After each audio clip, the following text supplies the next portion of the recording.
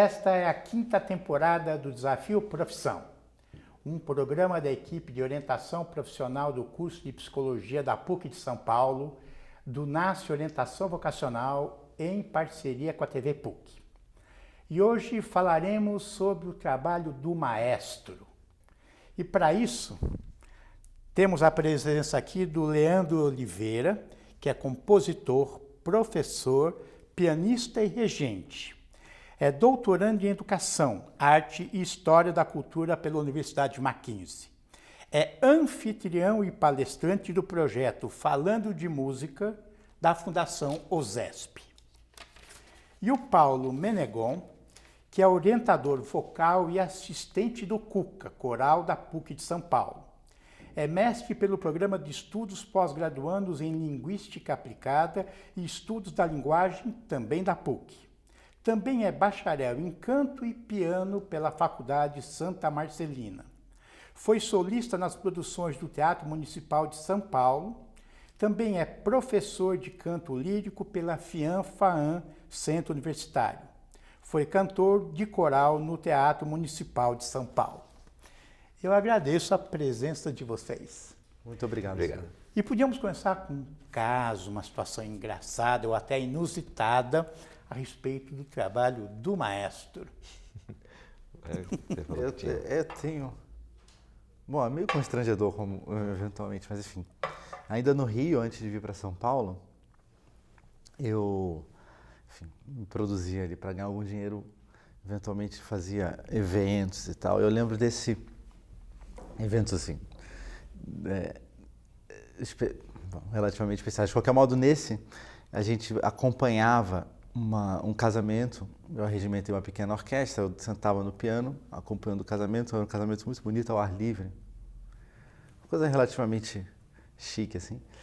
E o palco da orquestra ficava do lado do altar, e a gente, enfim, numa situação meio estratégica, para ver a chegada da noiva. Era um jardim muito bonito.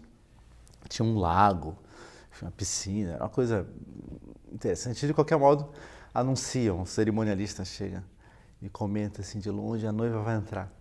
E eu fiquei, claro, enfim, olhei para a orquestra, todos apostos, eu tocava teclado enquanto regia o grupo e dei aquela, enfim, normal ajeitadinha no banco do piano. E não tinha me dado conta que o palco eu estava sentado na beira do palco e tinha um lago atrás. E eu estava exatamente na beira do palco, e quando eu dei ajeitadinha no piano, eu sentei e eu fui e caí. Foi terrível, porque a noiva estava entrando e o maestro estava na água. Os músicos foram tocando e eu tentando voltar com o paletó todo sujo. Foi minha primeira experiência num evento assim do tipo. Acho que... Cuidado que você pode levar um tombo aí se você for muito a última. Mas dali eu vi que a profissão não era fácil. Eu vi que aquilo podia dar muito errado. Você também tem? Assim, no momento eu não tem. Então, além de poder levar um belo tombo no meio da apresentação, vamos falar um pouco do maestro. O que faz um maestro? Bom, existem duas funções de maestro mais conhecidas, né? Que é o maestro de orquestra, né? E o maestro de coro. E no caso da orquestra, o maestro organiza a orquestra, né? Em termos da sonoridade, tem toda a divisão da orquestra, violinos, né? Que vai da região aguda à grave, né? Então ele organiza essa parte musical, né? Instrumental da obra em si, né? E o maestro de coro, que também exerce a mesma função, né? Trabalha as obras corais, né? Que podem estar em parceria a um trabalho sinfônico coral, né? Com orquestra e coro, ou propriamente o coro, que a gente chama muitas vezes de coro a capela, quando não tem acompanhamento nenhum. É um trabalho, por vezes, um trabalho um pouco de gerenciamento, né? No final, qualquer que seja a função, seja em coro ou orquestra, você está lidando com artistas ou com pessoas que têm alguma aptidão artística e com grupos, né? É um trabalho, de algum modo, de organização de pessoal. E em sendo artistas ou pessoas com sensibilidade artística, mesmo, ou seja, lidando eventualmente com não profissionais, o fato é que muitas vezes, Silvio, o trabalho do maestro é um pouco de organizar os egos, um pouco de gerenciar vaidades, mas muitas vezes também de fazer um lado eu acho, de coordenador mesmo das massas. Antes da função artística, eu acho, inclusive, há de existir essa preocupação interpessoal. O maestro, isso baixa em vários níveis, né? Quando você chega numa formação muito profissional, num caso eventual de uma grande instituição que seja, a função do maestro se torna ainda mais nessa galvanização dos elementos interpessoais. A orquestra, de algum modo, sabe tocar a pauta, a partitura, mas ele é a figura que centraliza as informações, que, de algum modo, faz com que a mensagem seja dada ao público de uma maneira eficiente, de uma maneira generosa e tal. É a partir da energia dele que isso sai. Pelo que eu entendi, antes de reger ou no ensaio ou na apresentação, ele tem um trabalho anterior, pelo que você falou. Sim. O que seria esse trabalho anterior? Bom, Eu vi que você falou, pensar um pouco na disposição, na musicalidade, não sei se é o nome. Sim. Tem toda uma preparação realmente, né? Primeiro, a preparação que o maestro tem que ter um domínio, né, sobre todas as linguagens da música, né, e da forma como vai trabalhar, né? Não é só o aprendizado das notas musicais, né, ou das expressividades crescendo, diminuindo, mas ele tem que entender também da parte do estilo da obra, né? Então, é uma preparação grande e essa questão que foi colocada pelo Leandro, muito bem colocada, do gerenciamento, também passa por isso, né? Quer dizer, como é que eu vou transmitir essa informação, como é que eu vou me preparar para transmitir essa informação de forma que eu tenha, não um domínio, que seria uma coisa meio bruta de falar, mas controle sobre todos os aspectos dos instrumentistas ou dos cantores em relação à obra, né? Então tem que ter um domínio assim, de ideias, né, da parte musical teórica para poder fazer todo esse trabalho, né? A impressão que temos vendo na televisão, uma orquestra, é que os músicos não olham para o maestro, porque eles estão atentos ali na partitura, né? É impressão incorreta? Olha, não é incorreto, mas isso depende do caso, né? Sei. Por vezes, de fato, a partitura é muito exigente, o sujeito fica com, a gente diz, né, o olho na missa, o outro no padre. Assim, eu tenho, com os meus alunos, eu faço muita mediação, e essa é uma pergunta recorrente, assim, o que faz o maestro? Eu sempre tenho um comentário que é um pouco de brincadeira, mas tem um fundo de verdade. Eu digo assim, quanto menos a orquestra olha para o maestro, mais ele está atrapalhando. De modo geral, um bom maestro, ele estimula a orquestra. Então, olhar para ele é um reforço. Quando o músico olha para ele, ele se sente mais seguro para agir da forma como tem que agir.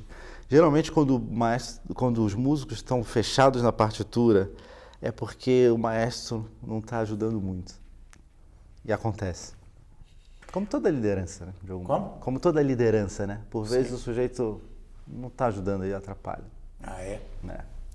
Então, ele interpreta a obra ou ele só reproduz uma obra? A função dele também é interpretar?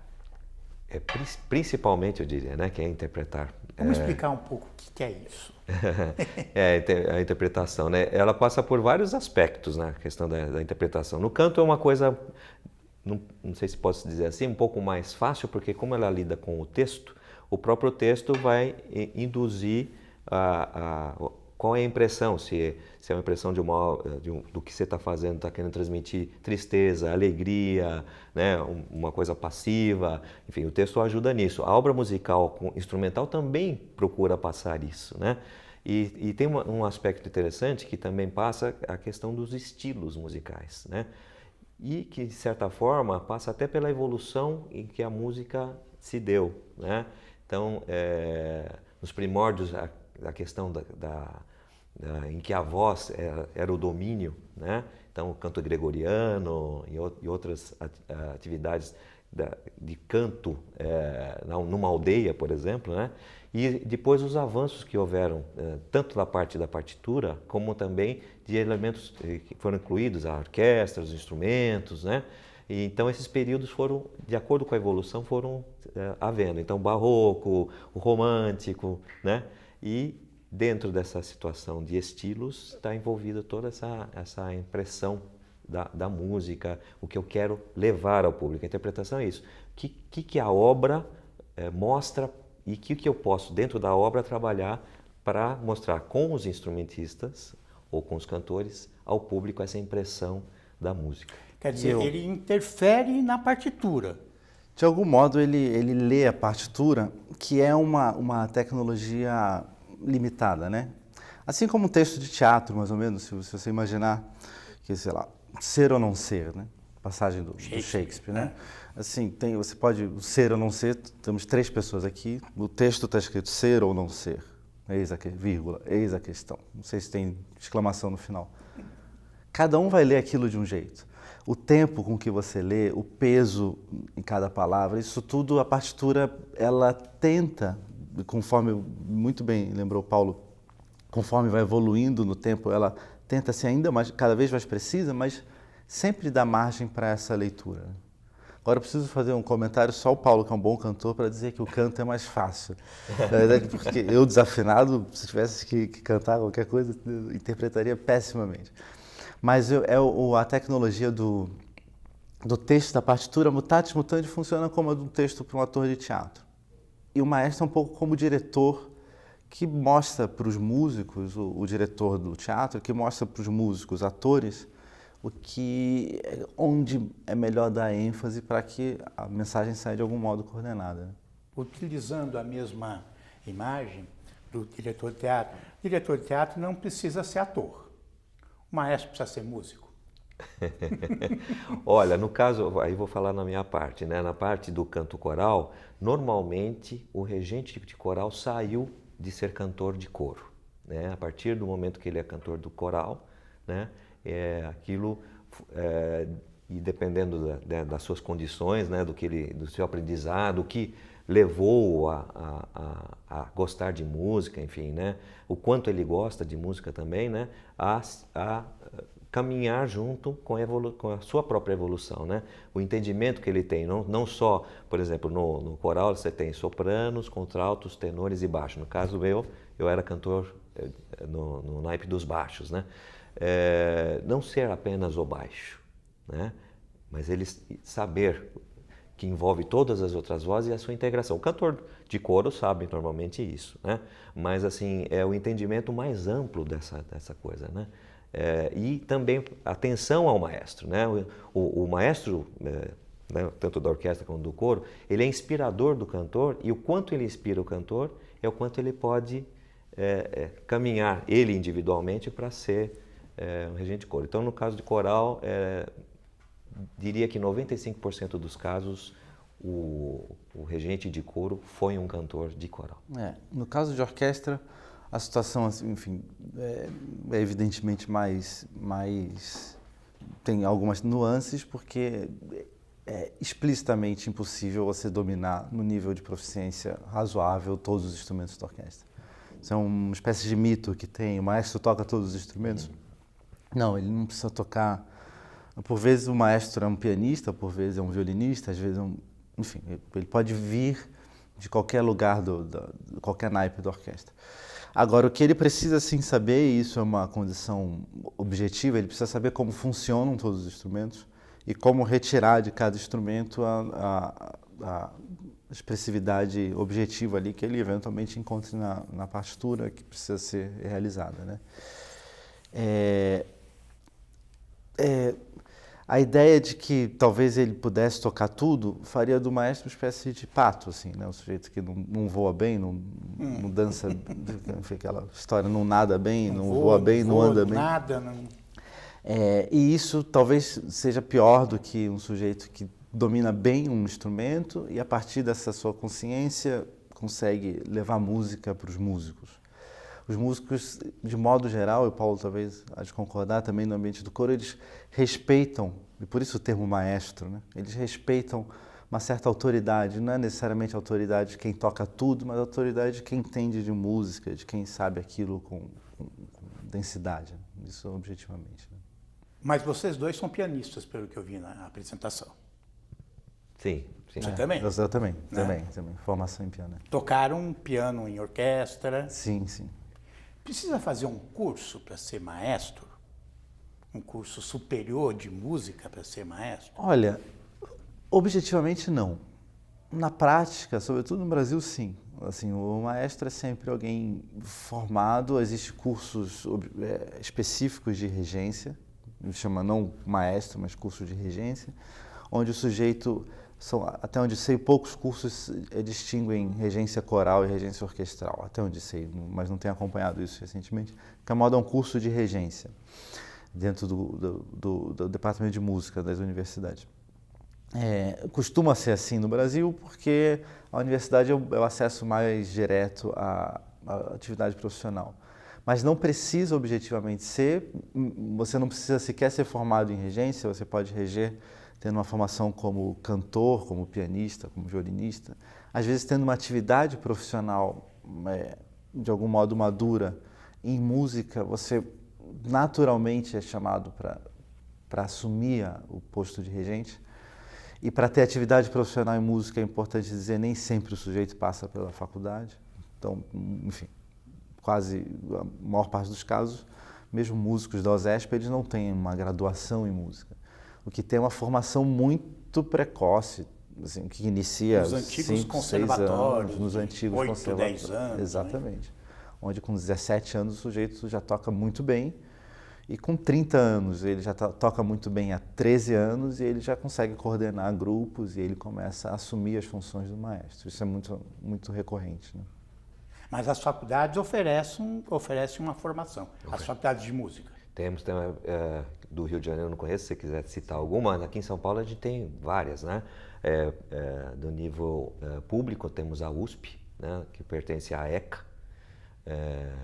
Temos a Unesp, né? Essas duas frentes públicas são muito importantes, inclusive em termos de instrumentistas e cantores, muitos saem dessas instituições, né? Como também temos em nível particular. Eu mesmo dou aula na FIANFAN, que pertence ao complexo da FMU, que tem um curso de música, onde eu me formei também, a Faculdade Santa Marcelina tem um curso de música que é próximo aqui da PUC, né? Tem uns outros aí, alguns que também fecharam, infelizmente, mas esses são os fortes, não sei, no Rio de Janeiro. No Rio a gente tem a UFRJ e a Unirio, duas universidades federais, a Unirio, uma gestão federal e estadual, mas duas universidades públicas, de qualquer modo. Tem o Conservatório Brasileiro de Música, que até onde lembro, oferece cursos de nível de graduação também. Então são três espaços bastante tradicionais no Rio de Janeiro, onde tem uma formação excelente. Agora, existe aqui em São Paulo a distinção na Universidade de regência coral e orquestral no curso? Não existe, assim, não, né? Tá se mantendo no âmbito geral. Antigamente, o curso de regência durava 6 anos. Pois é, como está agora? Então, agora pode ser em 4. Na Unesp, se não me engano, são 5, mas o MEC deu uma liberdade de... Que bom. Mas a pessoa já entra no vestibular dizendo você é maestro ou não? Ela escolhe depois? Vocês sabem essa? Essa era, na minha época, era a forma. Você entrava no curso de regência, o que é um pouco, sejamos objetivos, o sujeito com 18 anos, 19 anos no vestibular para ser maestro, uma coisa um pouco fora. Nós estamos usando duas palavras, maestro e regente. Regência, né? É sinônimo ou indica um pouco coisas diferentes? Então, no Brasil, o maestro ficou muito vinculado à ideia da orquestra, maestro da orquestra. Eu particularmente, imagino, no caso da orquestra, o maestro, como o Leandro estava colocando, um gerente.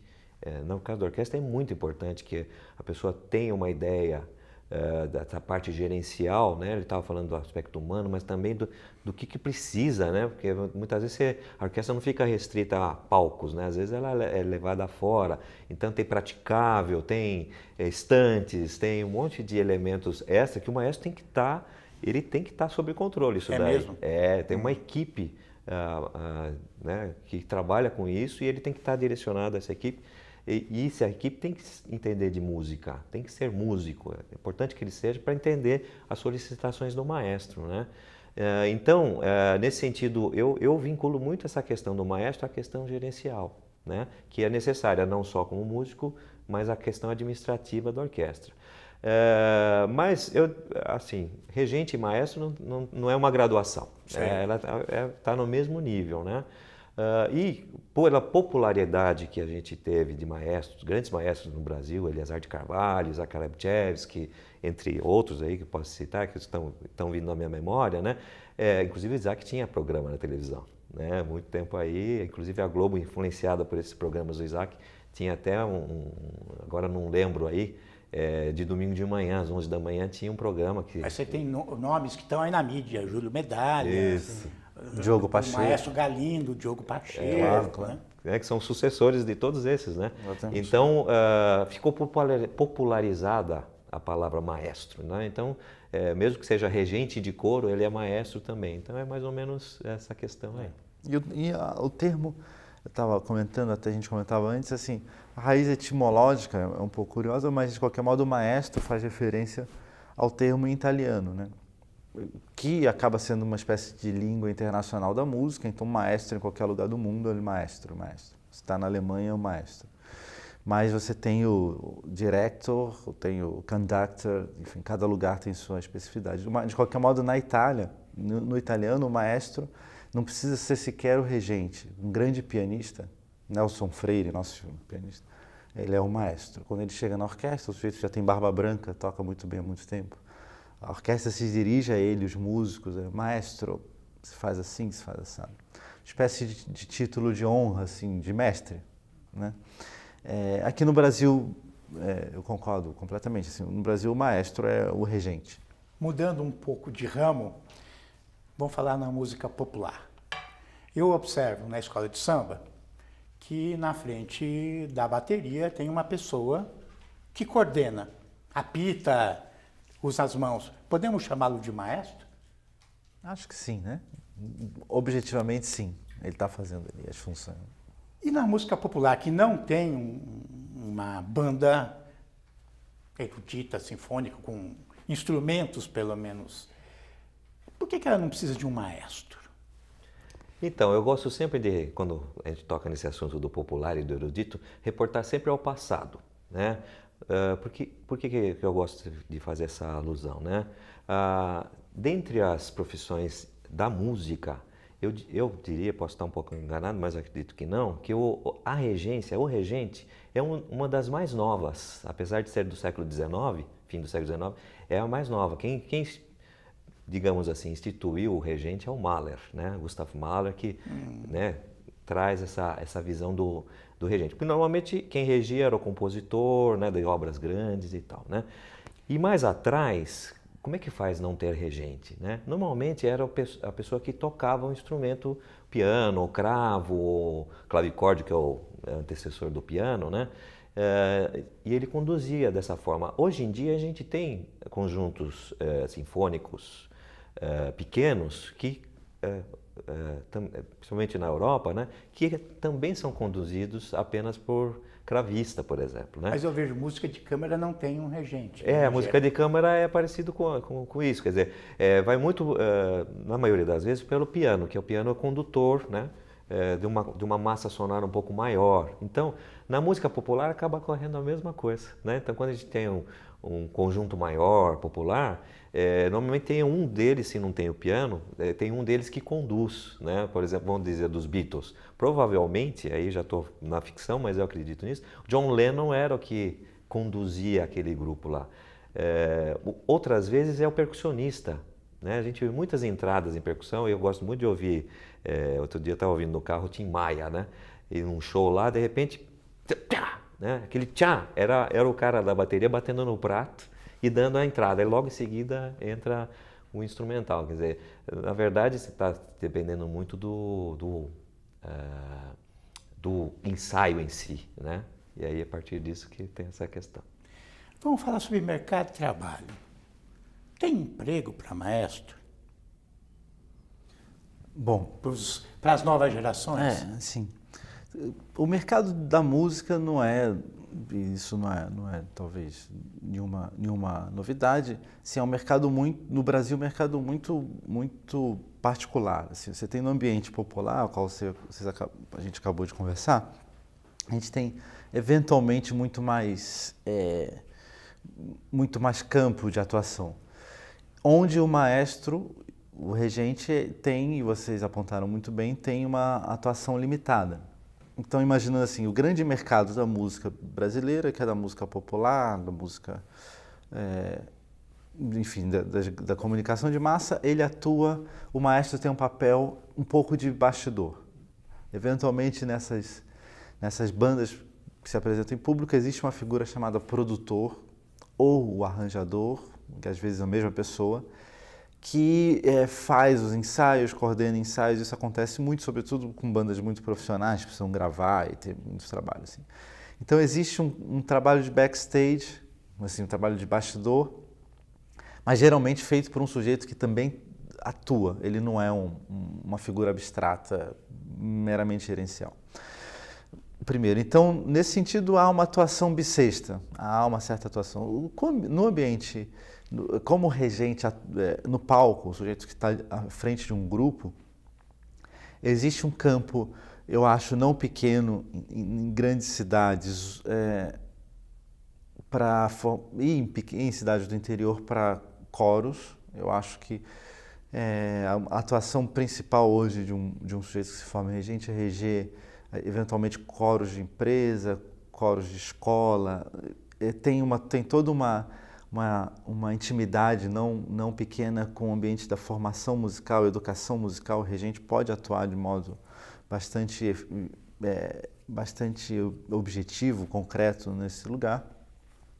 E aí, claro, eventualmente, como toda profissão, arrisco dizer, conforme você vai tendo um objetivo talvez de ter mais visibilidade, de ter salários maiores, aí a coisa vai ficando realmente muito estrita. No Brasil, muito estrita. A gente tem poucas orquestras, poucos grandes coros profissionais. Assim. Eu agradeço suas contribuições e até o próximo Desafio Profissão.